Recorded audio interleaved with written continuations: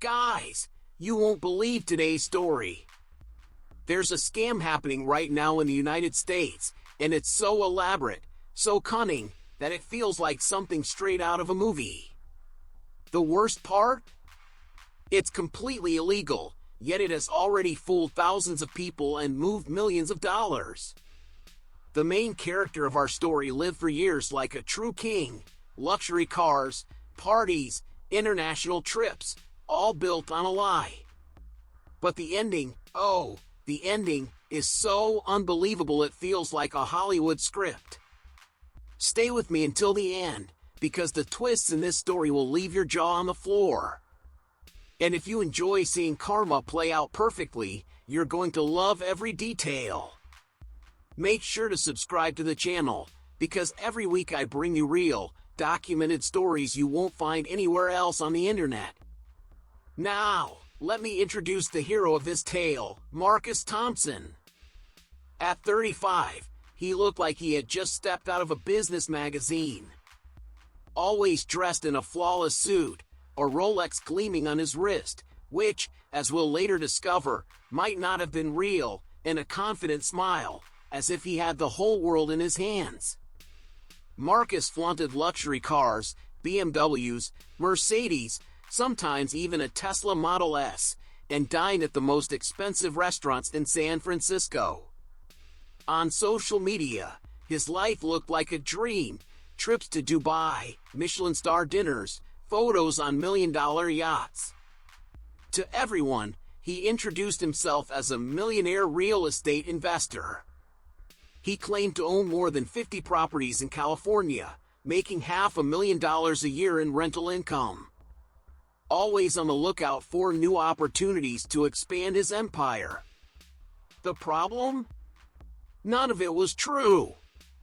Our story takes place in San Francisco, one of the most expensive cities in the United States.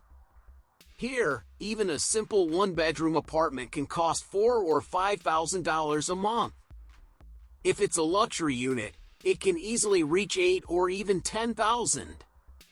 In 2023, the city was going through a delicate moment. Many landlords had lost money during the pandemic and were desperate for reliable tenants who could afford these outrageous prices. And it was in this perfect scenario that Marcus decided to execute his scam. Marcus had a special talent. He could infiltrate the luxury real estate market without spending almost anything. The trick was simple, yet brilliant, and completely illegal. He would look for high-end apartments available for rent and present himself as a millionaire searching for a temporary stay. He wore expensive clothes, arrived in luxury cars rented just for a few hours, and displayed an irresistible charisma. The landlords, charmed by the idea of having a wealthy and trustworthy tenant, gave in easily. All it took was a firm handshake and well-rehearsed promises for Marcus to have the doors wide open. But then came the catch. Instead of paying rent, Marcus would write bad checks. Checks that would take days to clear. In the meantime, he was already settled into the luxury properties, living like a true millionaire. And more than that, while enjoying his free stay, Marcus would sublet the apartments on platforms like Airbnb, charging sky-high rates to unsuspecting tourists. In other words, Marcus was living for free in extremely expensive properties. The owners were left with nothing but losses, receiving no rent at all. And the tourists were being scammed as well, paying fortunes for something completely illegal. It was a risky scheme, but Marcus seemed unstoppable. At first, everything looked perfect for him. He moved from one luxury property to another as if he owned the city. In less than 6 months, he had already gone through more than 10 different apartments, always leaving a trail of financial damage behind. With each new address, his life of appearances grew stronger. On social media, he flaunted photos from lavish penthouses, always surrounded by attractive people, imported champagne, and luxury cars. Anyone watching was convinced Marcus was a successful millionaire. But while he was building his image, the deceived landlords were starting to take action. One of them, more suspicious than the others, noticed that Marcus's check had bounced and tried to contact him. Marcus, with his silver tongue, managed to stall the owner for weeks, making up excuses and promising to fix temporary banking issues. That's when Sarah Klein entered the picture, a young entrepreneur who had inherited a small apartment building in San Francisco. Sarah decided to rent out one of her most expensive units, and guess who showed up interested? Marcus Thompson, of course. As always, he arrived impeccable, designer suit, shining watch, and a convincing story about needing a temporary place while closing multi-million-dollar deals. At first, Sarah believed every word. But Sarah wasn't like the other landlords. She had an eye for details and a sharp intuition. Just a few days after Marcus moved in, she noticed something didn't add up. First, Sarah noticed that strange people were coming in and out of the building with suitcases, as if it were a hotel. Then, she discovered that her apartment was listed on Airbnb, advertised for sky-high prices, without her permission. That was the moment Sarah decided to investigate on her own. She created fake profiles, contacted guests, and started gathering evidence. And the more she uncovered, the clearer it became. Marcus wasn't a millionaire, he wasn't an investor, he was a professional con artist scamming dozens of people at the same time. While Sarah was gathering evidence, other landlords were furious. Marcus's scheme was starting to attract attention, not only because of the money lost but also because of the sheer audacity of the criminal.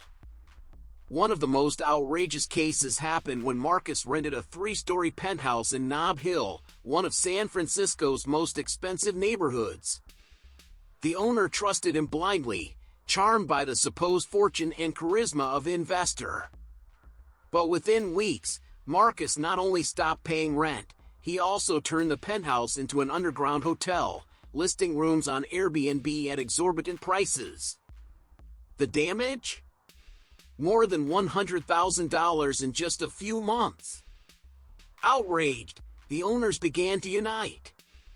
They created an online group of victims and, little by little, gathered dozens of people who had fallen for the same scam. Among them was Amanda Ruiz, a lawyer known for her strong stance and determination. Amanda didn't just feel anger toward Marcus.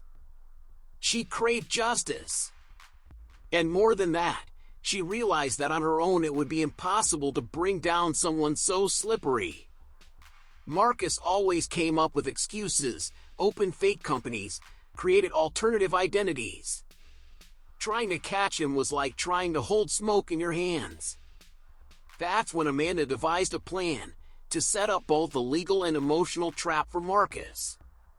She approached him pretending to be just another victim, but with a twist. She offered him a business opportunity that seemed far too good to refuse. Vain and greedy, Marcus couldn't resist. He thought he was about to expand his fake empire even further, when in reality, he was stepping into a carefully laid trap. The game was starting to turn. Marcus had no idea that, while he bragged on social media, a network of victims was working against him. The group, led by Amanda, grew each week, gathering evidence, testimonies, and even records from guests who had paid fortunes for the illegally sublet apartments. Amanda, cold and strategic, knew that anger alone wasn't enough.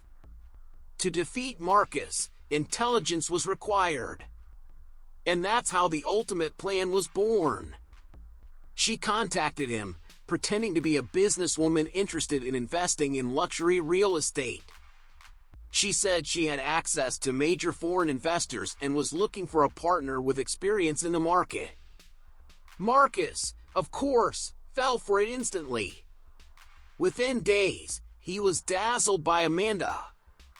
Meetings, dinners, promises of million-dollar contracts, everything perfectly staged to inflate his ego and make him believe he was about to pull off the biggest con of his life. What he didn't know was that every meeting was being recorded, and every fake document he presented went straight into the hands of the authorities. Amanda was weaving the trap with surgical precision. The climax came when Marcus scheduled a meeting to sign the partnership. He arrived with his usual air of confidence, flashing expensive watches and a rehearsed smile. But as he entered the room, instead of foreign investors, he found Amanda accompanied by court officers and police officers. Marcus tried to keep his composure, claiming it was all a misunderstanding, but there was no way out. All the evidence was there: bounced checks, fake contracts, illegal Airbnb listings, and dozens of victims united against him. That was the end of his empire of lies. Marcus's arrest caused a stir. The media reported the case on every channel, revealing the luxurious life built entirely on deception. Photos of him in penthouses, at extravagant parties, and in sports cars became proof of his audacity.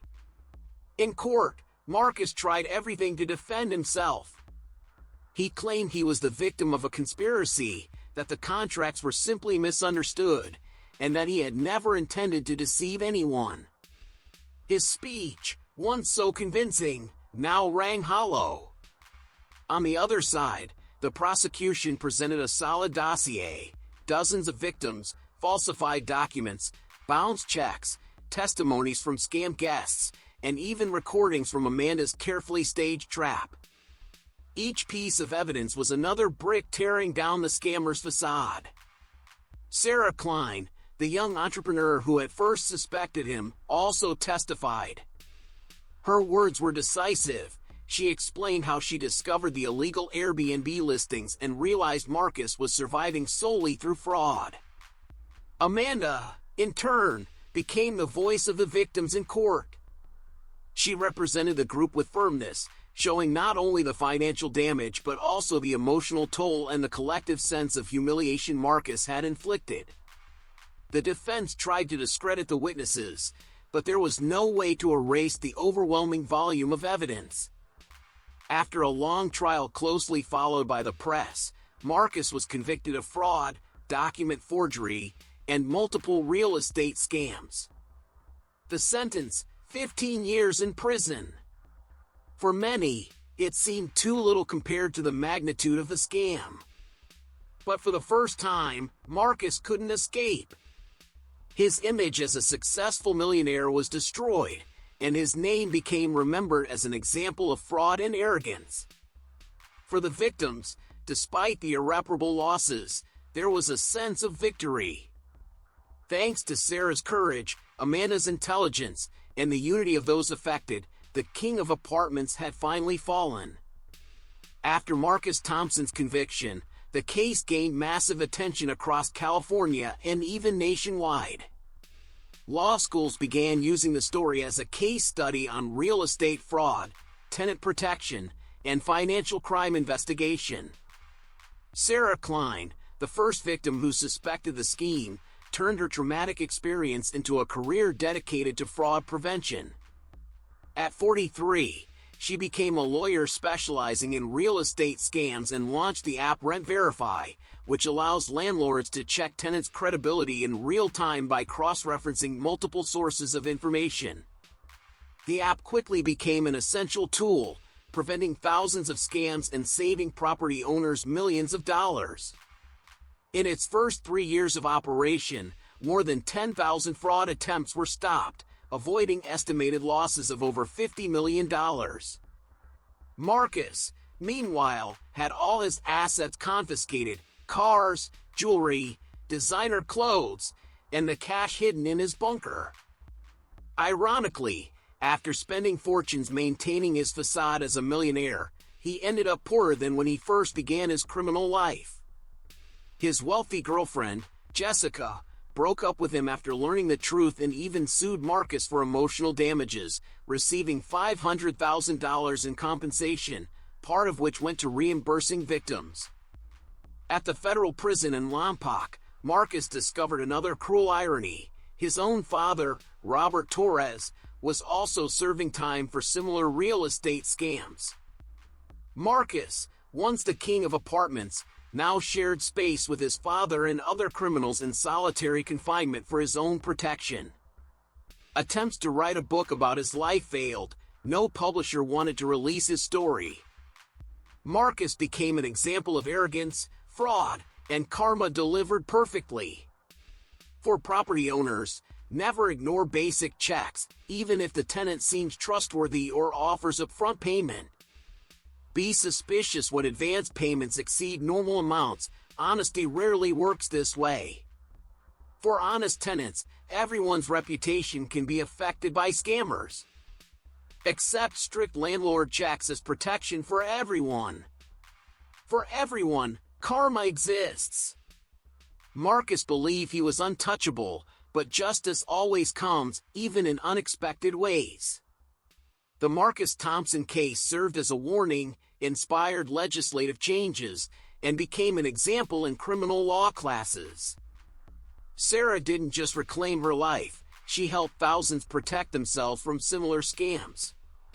The story shows that courage, unity, and intelligence can defeat even the most elaborate frauds. So, guys, what did you think of this insane story?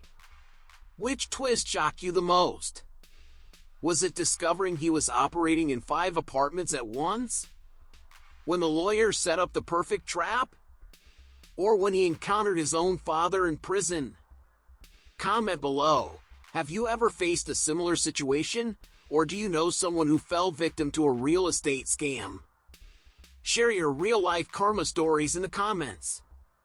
If you enjoyed the story, leave a like, subscribe to the channel, and hit the bell to never miss a new story. Share this video with friends who love to see justice served.